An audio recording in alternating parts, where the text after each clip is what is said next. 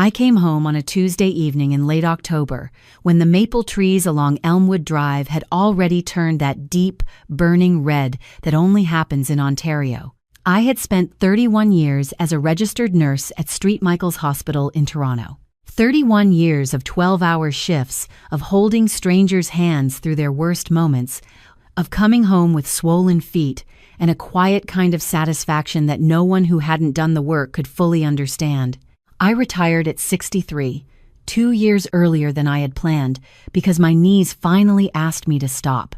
So, I came home to the house I had owned outright since 2009, the house on Elmwood Drive that I had repainted twice, re-roofed once, and filled with 30 years of carefully chosen furniture, cookbooks, and the kind of peace that takes a long time to build. My name is Dorothy Haynes. I am 66 years old. And that Tuesday evening in October, I walked into my own kitchen and found a combination lock on my pantry door. It was a heavy-duty one, black, the kind you'd use on a storage unit.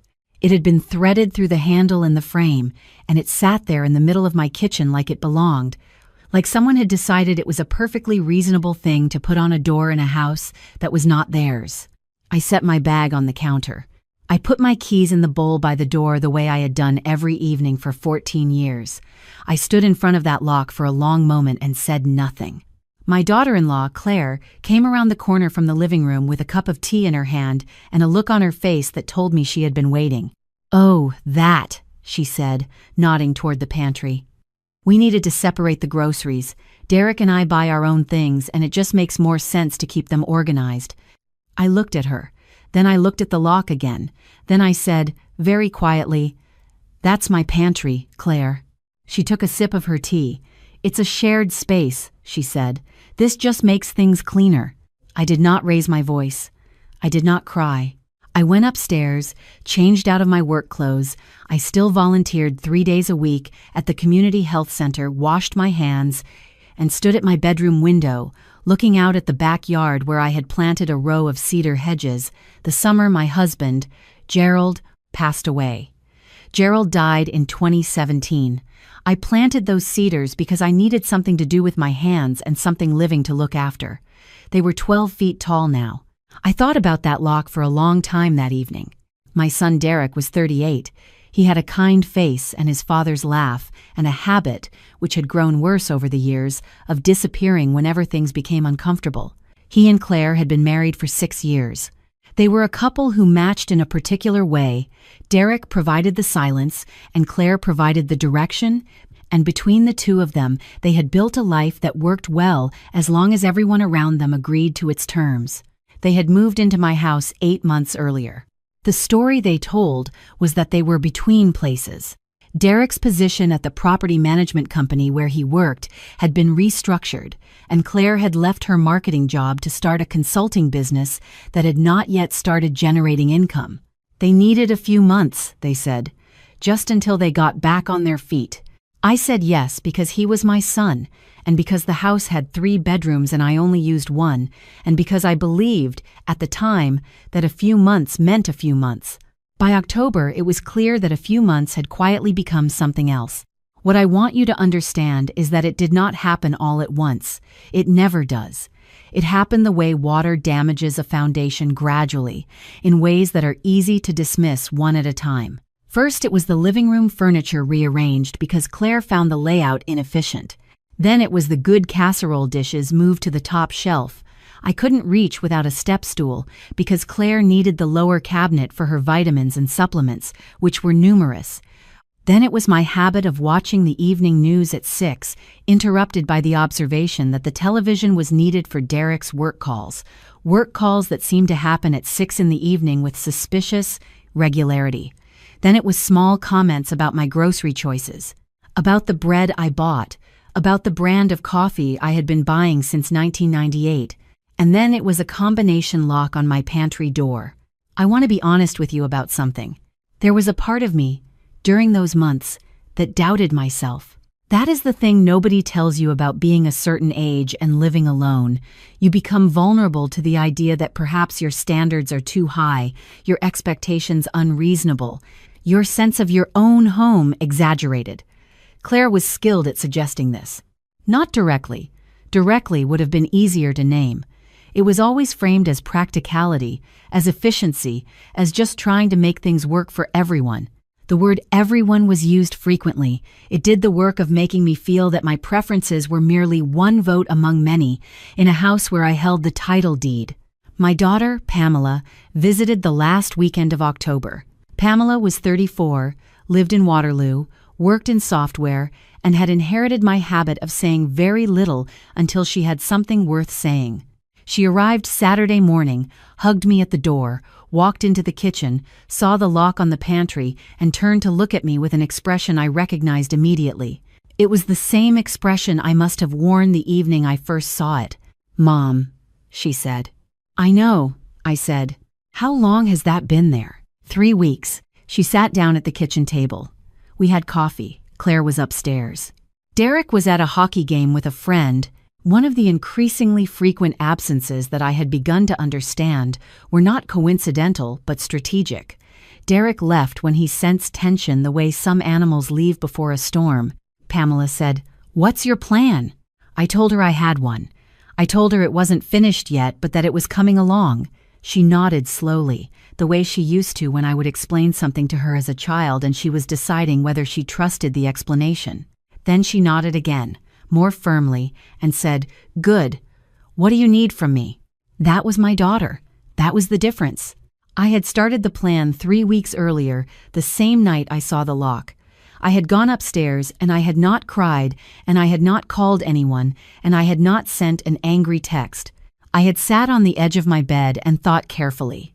The way I used to think through a complicated patient situation. What do I actually know? What do I need to know? And what are my available actions?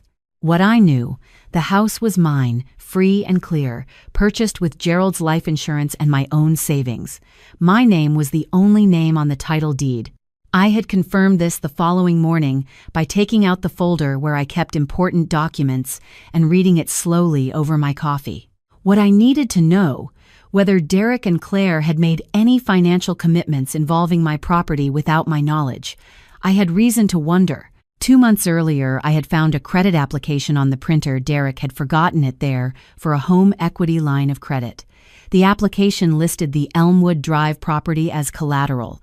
It had not been completed as far as I could tell, but the fact that it had been started was enough. What I needed to do, protect what was mine, do it correctly, and not give them any warning that I was doing it. I called my lawyer the next morning.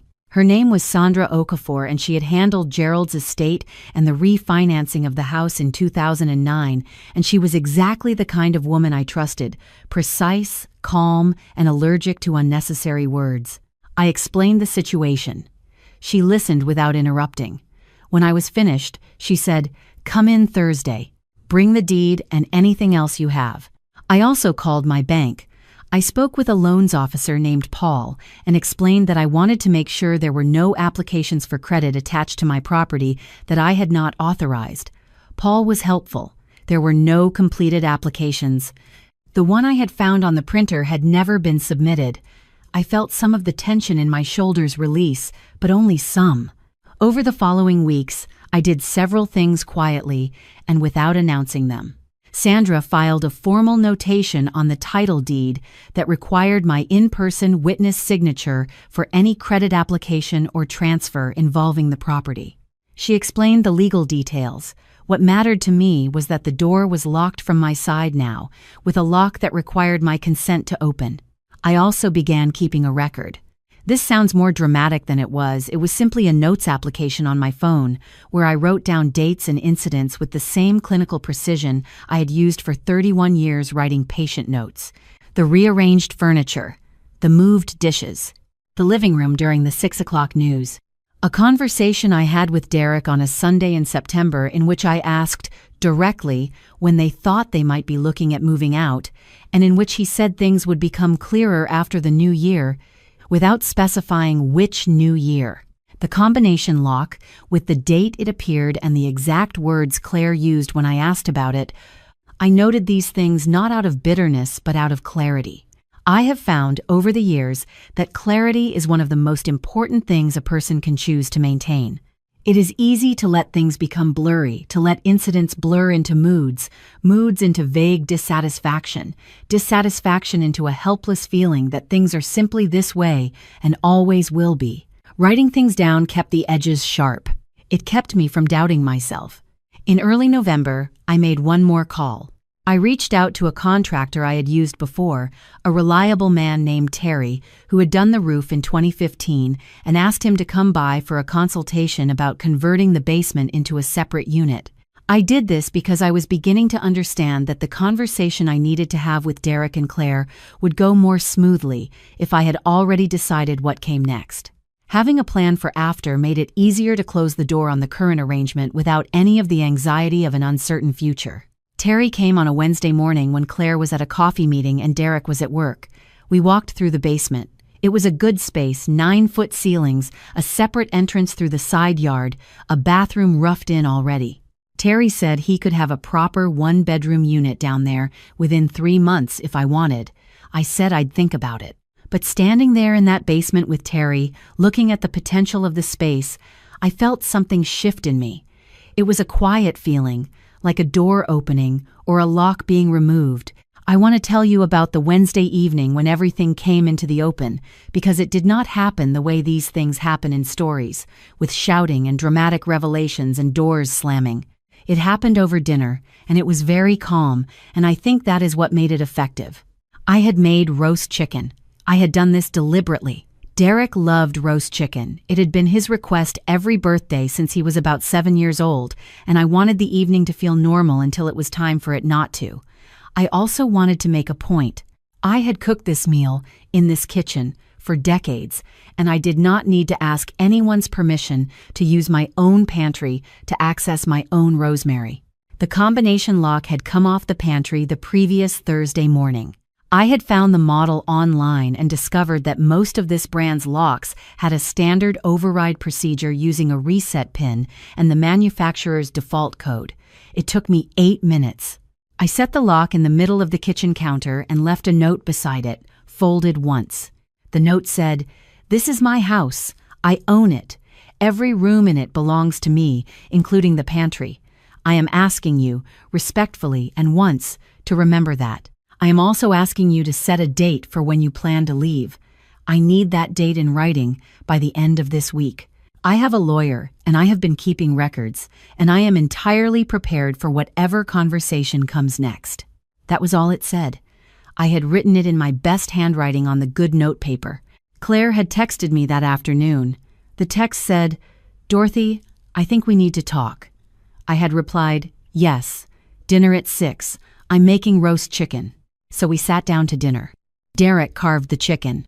We talked about the weather for a moment. This is Canada, and the weather is always available as a topic, and then I set down my fork and I said, "I'd like to talk about the note." Claire looked at Derek.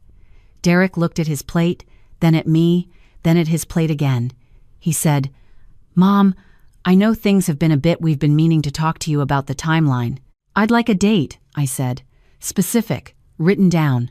Claire said, "I think that's a little—" "Claire," I said, and I said it in exactly the tone I used to use when a patient's family member was about to say something that was going to make the situation worse. Calm, direct, final. "I'm not asking for your opinion on whether the request is reasonable. I'm telling you what I need." The silence after that was the kind that has weight. Derek looked at his mother for the first time that evening, looked at me properly, the way he used to when he was a boy, and he had done something he knew was wrong, and he was deciding whether to admit it. He looked tired. He looked like a man who had been in the middle of something for a long time and hadn't worked out how to stop. He said, "February 1st. Claire made a sound. "February 1st, he said again, more firmly, to his plate and then to me. "We'll be out by February 1st. I said, "Thank you. I'll need that in writing before you go to bed tonight. An email is fine." Claire said, "I cannot believe," and then stopped. She set her fork down very carefully. She looked at me with an expression I had seen before on people who have just realized that the person they were dealing with is not quite who they assumed and that the ground has shifted. I picked up my fork and had some of the roast chicken. It was good. The rosemary was from my own garden. Derek sent the email at 9:47 that evening. One sentence: Claire and I will vacate the Elmwood Drive property by February 1st. I forwarded it to Sandra the same night. What I want to tell you about the weeks between that dinner and February 1st is that they were not comfortable, but they were mine. Claire became very quiet, which was its own kind of comment. Derek became, unexpectedly, more present. He came downstairs some evenings, and we watched the news together, the way we used to when he was in high school. And we didn't talk about much, but the not talking was different from before. It was the quiet of two people who have said what needed to be said, rather than two people avoiding what needed to be said. Pamela drove up from Waterloo one weekend in January. She helped me research what it would take to rent the main floor versus pursue the basement unit conversion. We sat at the kitchen table, the pantry door open behind us, no lock in sight, with our laptops and our coffee, and we made a spreadsheet. This is what women in this family do when we are happy. We make spreadsheets. On January 31st, Derek and Claire loaded the last of their things into the moving truck they had rented. It was a gray day, that particular flat gray that Southern Ontario does in January, the sky the color of old pewter. I stood on the porch and watched them. Claire carried boxes without looking at me. Derek came up the porch steps twice, once to return the spare key, which he set in the bowl by the door, and once, a few minutes later, without any obvious purpose. He stood on the second step and looked at me. He said, "I'm sorry, Mom." I believed him. I believe there is a version of my son that knew, at some level, that what was happening in this house was wrong, and that the version of him that stayed quiet about it for so long is the version of him he is going to have to make peace with. That is his work to do, not mine. I said, "Come for dinner in a few weeks. Call first." He nodded. He got into the passenger seat of the truck, and they drove away, and I watched the truck go to the end of Elmwood Drive and turn left and disappear. I went inside. I put the kettle on. I stood in my kitchen and looked at my pantry door, which was just a pantry door, open, with my rosemary and my olive oil and my good pasta and my tin of Scottish shortbread that I had been rationing since Christmas. I took a piece of the shortbread. I stood at the kitchen window and looked at the cedar hedges Gerald would never see, 12 feet tall now, green even in January. I was home. I had always been home. But that afternoon I felt it differently, the way you feel warmth differently when you have spent time in the cold. Terry started on the basement unit in March. By May, it was finished clean, bright, a good little kitchen, a proper bathroom with a rainfall shower head that I had splurged on because it was my house and I could. I rented it to a woman named Fiona, 42, a librarian who needed quiet and good natural light and never once asked me about the pantry. The rental income covered more than half my property taxes. Pamela helped me set up the lease. We made another spreadsheet. I still volunteer at the community health center on Tuesdays and Thursdays. I still watch the 6 o'clock news in my living room with the furniture arranged exactly as I like it. I still buy the same coffee I have bought since 1998. Some mornings I sit on the back porch with my tea and look at the cedars, and I think about what it costs to let things slide not all at once, but gradually, one small accommodation at a time, and what it takes to stop sliding and find your footing again. It does not take shouting. It does not take cruelty or drama or revenge for its own sake. It takes clarity. It takes documentation. It takes knowing what belongs to you and being willing to say so, clearly and once, in your best handwriting on good notepaper. It takes understanding that kindness and firmness are not opposites. You can love your son and refuse to be displaced from your own home. You can make roast chicken and also have a lawyer. You can hold the door open and also hold the line. I want to say something to anyone watching this who recognizes something in this story. Whether you are the one who owns the house or the one who has been slowly moving the furniture, this is what I know to be true. Your home is not just a building. It is the physical expression of the life you built, the choices you made, the years you gave. When someone treats it as though it is theirs to reorganize and control, they are not just being inconsiderate about dishes and pantry doors. They are communicating something about how they see you. And you are allowed, you are required, if you want to keep yourself intact, to communicate back. You do not have to explain yourself repeatedly. You do not have to ask permission to access your own rosemary. You do not have to justify your coffee brand to anyone who lives under your roof at your generosity. And the moment you realize that the generosity has stopped being generosity, that it has become something that is being consumed rather than received, that is the moment to speak, not in anger, in clarity. Because here is what I learned in 31 years of nursing, and what I relearned standing in front of a combination lock on my pantry door. The people around you will treat you according to the standard you demonstrate you will accept, not the standard you say you have, the standard you enforce.